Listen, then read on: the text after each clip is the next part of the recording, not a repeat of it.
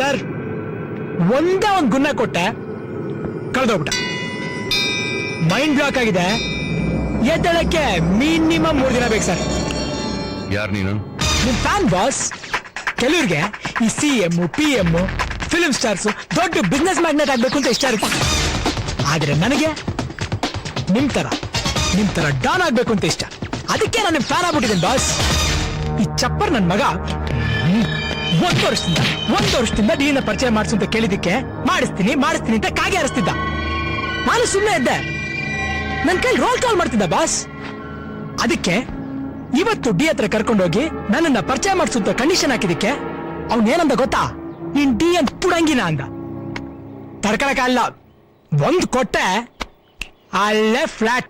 ನೀ ನನ್ನ ಫ್ಯಾನ್ ಅಂತ ಹೇಗ್ ನಂಬೋದು? ನೀವ್ ನಂಬಲೇಬೇಕು.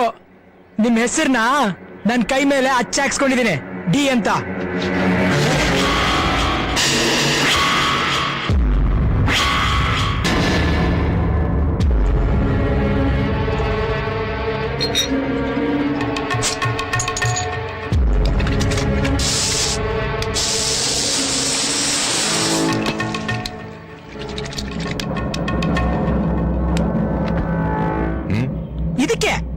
ಇದಕ್ಕೆ ಬಾಸ್ ನಾನು ನಿಮ್ ಫ್ಯಾನ್ ಆಗಿದ್ದು. ಇಲ್ಲಿ ನೋಡಿ, ಎದೆ ಮೇಲುಡಿ, ಎದೆ ಒಳಗುಡಿ. ಇದನ್ನ ಅಲ್ಸಕ್ಕಾಗಲ್ಲ. ಈ ನಿಮ್ ಸೋಡಾ, ಸಾರಾಯಿ, ಆಸಿಡ್ ಏನ್ ಹಾಕಿದ್ರೆ ಅಲ್ಸಕ್ಕಾಗಲ್ಲ. ನಾನ್ ಸತ್ರು ಇದು ನನ್ ಜೊತೆ ಬರುತ್ತೆ.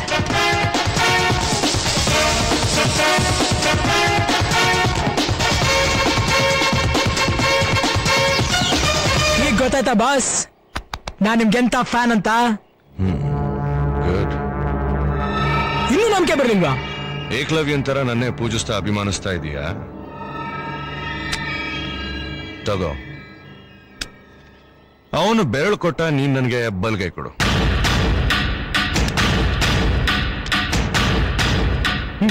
ಶೂಟ್ ಮಾಡ್ಕೊ. ಶೂಟ್. ಎದುರು ಬಿಟ್ಯಾ?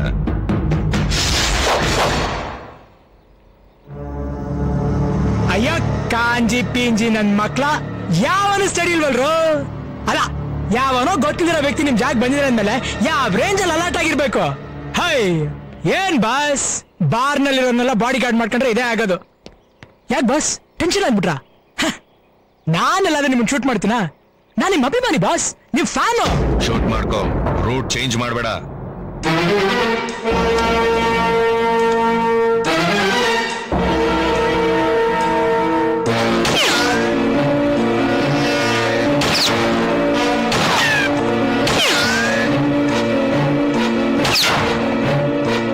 ಗುರಿ ಮಿಸ್ ಆಗಿಲ್ಲ, ನಾನೇ ಬೇಕು ಅಂತ ಮಿಸ್ ಮಾಡ್ಕೊಂಡೆ.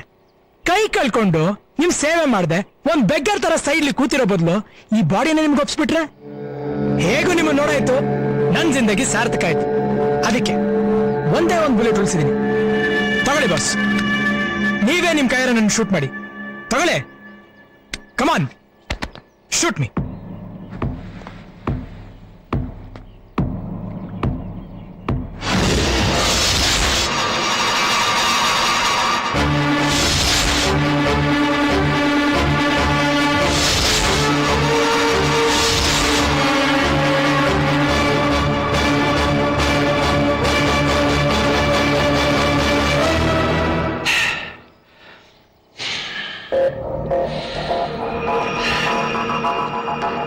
ನಿನ್ನಂತ ಪವರ್ಗೋಸ್ಕರ ನಾನು ಇಷ್ಟು ದಿವಸ ಕಾಯ್ತಾ ಇದ್ದೆ.